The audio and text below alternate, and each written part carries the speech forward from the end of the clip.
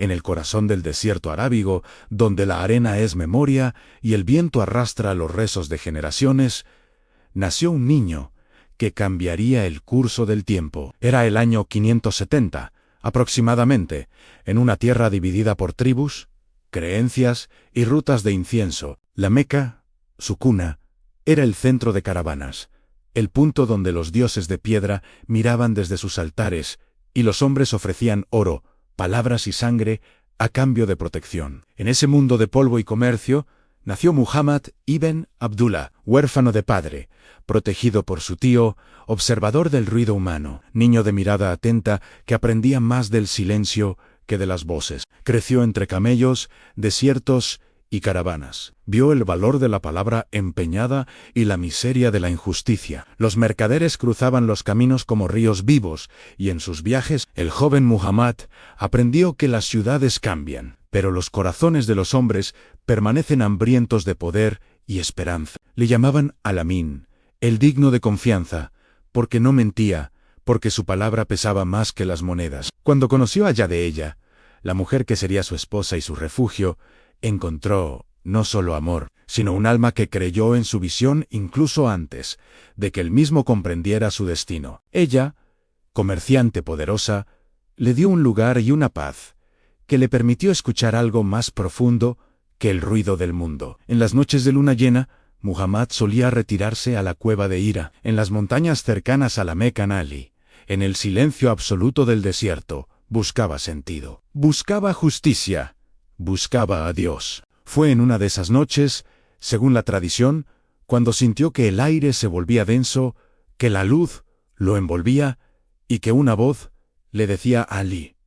No era un mandato cualquiera, era el inicio de algo que superaba su entendimiento. Aquella revelación lo sacudió, lo hizo temblar, lo hizo dudar. Regresó a casa confundido, y Yadeella fue quien lo cubrió, lo consoló, lo sostuvo cuando el miedo lo paralizó. Esa experiencia marcaría el principio de su misión. Lo que había oído no era solo un mensaje para él, sino para todos los hombres. Que solo hay un Dios, que todos son iguales, ante el que la justicia no se compra y que la fe no se hereda, se construye. Pero esas palabras eran dinamita en una ciudad que prosperaba gracias a los ídolos. Los líderes de la Meca, dueños de los templos y del comercio, sintieron en sus palabras el eco de una amenaza. Durante años, Muhammad predicó entre sus conocidos, entre los pobres, entre los que no tenían voz. Les hablaba de compasión, de caridad, de equilibrio. Pero su voz fue creciendo,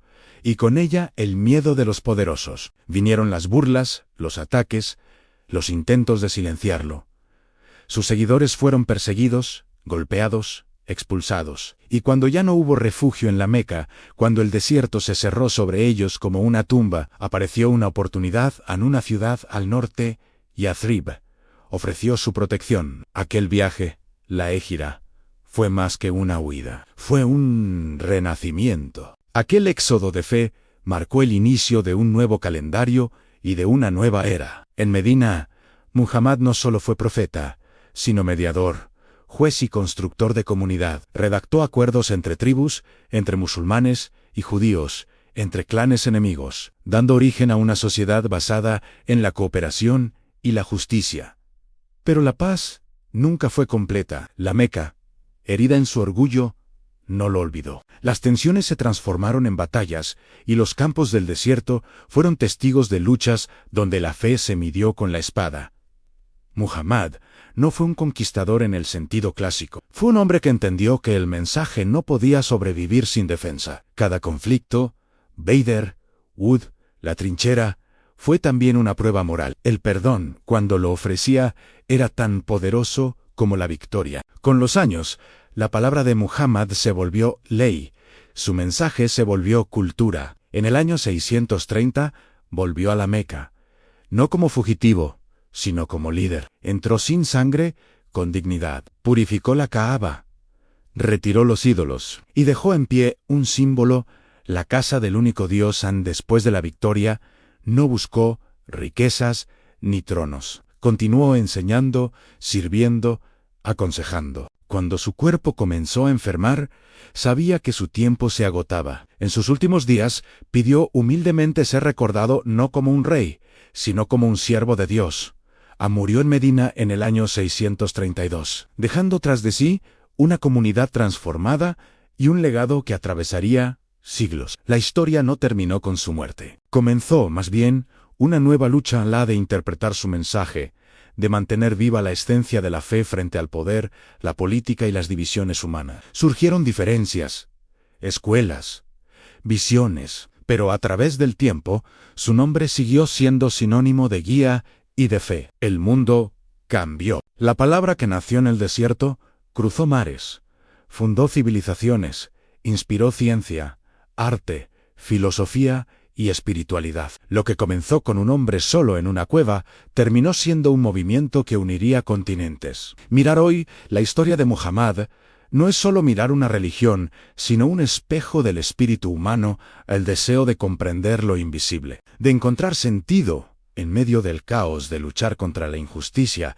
y de construir algo más grande que uno mismo. Y aunque las arenas del tiempo borran nombres y empires, su eco permanece.